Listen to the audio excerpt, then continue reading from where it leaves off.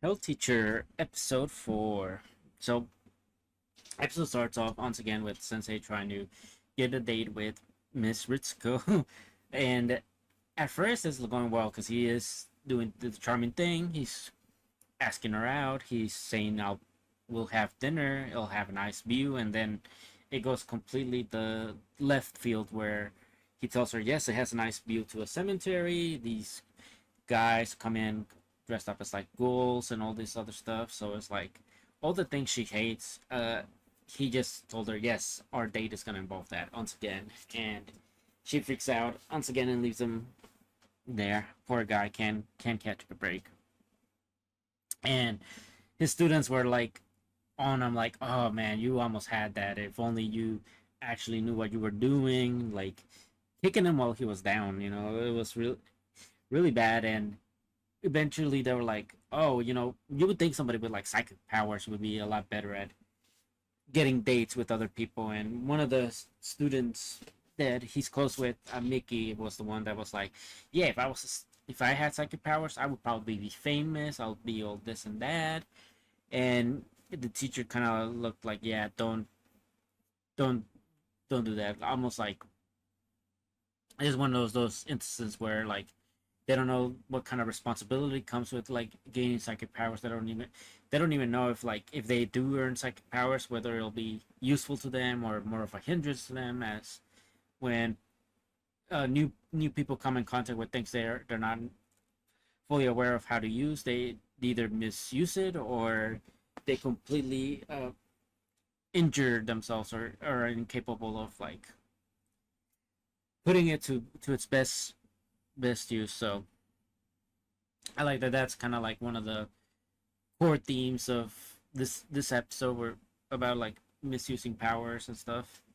And I want to, as things the day carries on, the episode carries on, like Miki just continues to be obsessed with like psychic abilities, psychic powers. So she starts really diving deep into the rabbit hole that is psychic powers, to the point where she's neglecting her other duties as a student, as a daughter, like fully focused on that, zeroing in on how to acquire psychic powers.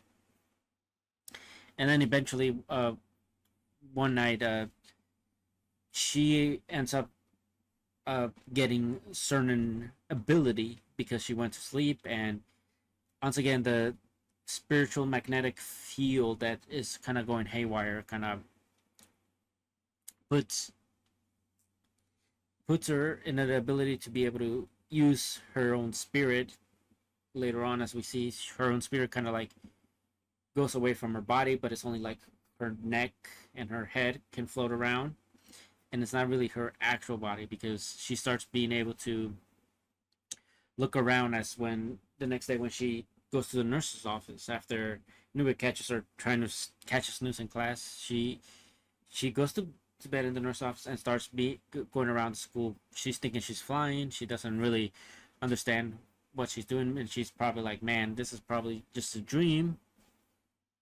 So she goes to the teacher room and finds the answers to the math test that she loathes so much. And she's like, man, I can't believe these were the answers just laying around right here. And then Miss Ritsuko shows up, and it's like she starts trying to play with her, wrapping her neck all around her, and it's like Ritsuko's not having that. She let out a scream, and then she woke up. And as Miki goes to take the test afterwards, she realizes, oh, these are the exact same questions that I saw in my dream. So she believes she has clairvoyance powers, which she doesn't. They called her some like creature yokai that does this stuff. And yeah, like she goes around later that day or that night, and she starts kind of scaring her other friends, her student friends. And when she comes to school the next day, it's like, listen, you're the one that's been like causing all this scare, all of us to get scared. And they kind of like ostracize her for a bit. Like they kind of treat her as not human, as something to be feared with, and as a yokai essentially. And she could not handle that. The fact that her friends, people she was close to, would consider her that, as she feels herself be human, which was really interesting. The previous episode was all about like acquiring humanity, and now in this one it exploits it again in like a way of like somebody is losing their humanity and is being labeled a monster instead. So really good way to pair up episodes. And as she runs away, she gets back into a sleep and starts cornering, and Nube starts cornering her with his demon hand, which she does not want to feel, because she feels that if she gets hit by the demon hand, she'll cease to exist. And Nube was just trying to make sure she didn't hurt anybody, and as more and more she gets cornered, like she starts getting more aggressive to the point where she starts really believing that she is a yokai. She even like tells everybody like, yes, you know what, I probably am a yokai, but if I am a yokai, I'm not going down without fighting. Which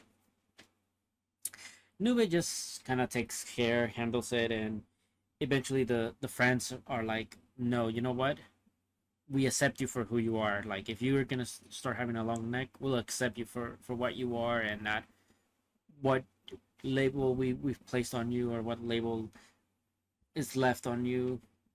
And it's just so heartwarming seeing her friends at the end of the day really are her friends. They accepted her for who she was. They kind of want to help her be accepted by everybody. They want her to feel safe and comfortable with them, feel vulnerable with them, and it was just great. Uh, they gave her back the humanity she felt like she was losing while maintaining this form. And Nui just kind of told her like, relax. I'm just gonna put your spirit back in your body, and that should fix everything. And yeah, no, it definitely feels really interesting, and really want to dive more deep into this spirit magnetic field that is kind of plaguing this place. And it just seems like there's a lot of it feels very episodic, but it feels like it's all gonna be adding up to a certain point where we're gonna really dive deep into what's causing all this spiritual energy to get out of whack. And I cannot wait for that. And yeah, this episode was good. I think I'm rating it a 7 out of 10.